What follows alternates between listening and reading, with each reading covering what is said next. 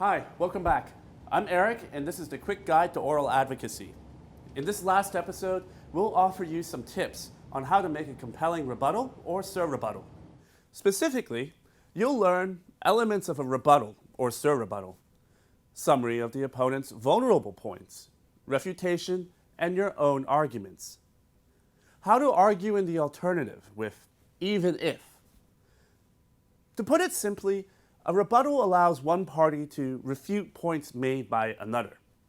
A surrebuttal allows a party to respond to a rebuttal. Remember, a rebuttal or surrebuttal should be concise. Parties are not supposed to put forward new arguments or raise any new legal issues. A rebuttal can be organized with a three-part structure. First, you summarize the opponent's vulnerable points. Then, you refute them. Lastly, you link them to your own arguments. Let's see how Lavesh organizes his procedural rebuttal on behalf of the respondent.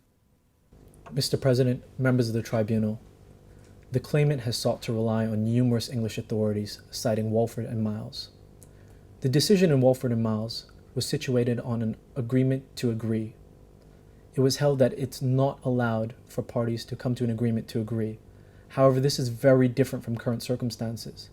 If we look at the recent authority of Emirates Trading and prime mineral exports in 2014 from the High Court of England and Wales, it was clearly stated that an agreement to negotiate is binding so long as the parties have agreed to a few terms, one of them being the exact length of the negotiation period.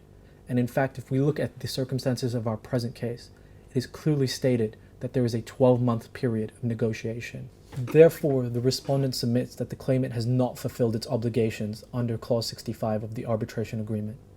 This concludes my rebuttal. In the example, Lavesh first summarizes the claimant's vulnerable points. He states that the claimant has relied on English authorities like Walford and Miles, and points out that that decision concerned an agreement to agree. Lavesh then moves on to the next step, refutation.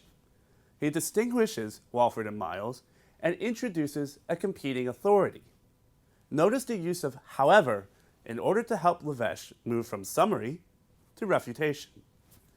In the last part of his rebuttal, Lavesh introduces his own argument that the claimant has not fulfilled its obligations.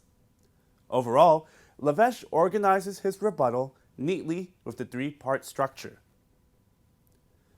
In a rebuttal or surrebuttal, it's common to use a technique known as arguing in the alternative. Let's have a look at how Harp does this in his substantive surrebuttal on behalf of the respondent. Mr. President and members of the tribunal, the hinge of the claimant's rebuttal rests on the element of knowledge on the part of the respondent on the political climate of Gondwana and the successful implementation of Bill 275. The fallacy of the claimant's point is that knowledge has never been an element of an impediment beyond control under Article 79 of the CISG. So it's a non-issue. Further, even if it was, there is no evidence to prove conclusively that the respondent knew of the successful implementation of Bill 275. So the claimant's argument must fail. This concludes my surrebuttal. Thank you. In the example, Harp is responding to the claimant's rebuttal. He identifies the element of knowledge as crucial to the claimant's arguments and advances two alternative arguments against it. First, he argues that knowledge is not an element of an impediment beyond control under Article 79 of the CISG. In case the panel disagrees with this point, Harp uses the strategy of arguing in the alternative with even if to put forward a second argument. Let's watch this part again.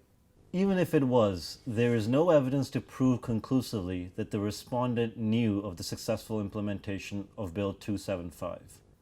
Harp makes use of the strategy to suggest that even if knowledge turns out to be an issue as suggested by the claimant, there is in any case not enough evidence to prove that the respondent knows anything about the successful implementation of Bill 275. As a result, the respondent's position still prevails.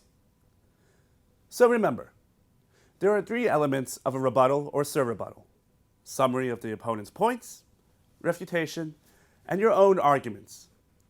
arguing in the alternative with, even if, is a useful strategy in a rebuttal or surrebuttal. It's been our pleasure to walk you through some English language tips for oral advocacy and mooting in this series. Anything to add, Sabrina? I agree. And we hope you've got the most out of the series and will be able to apply what you've learned very soon. So it's time to say goodbye. Thanks for watching.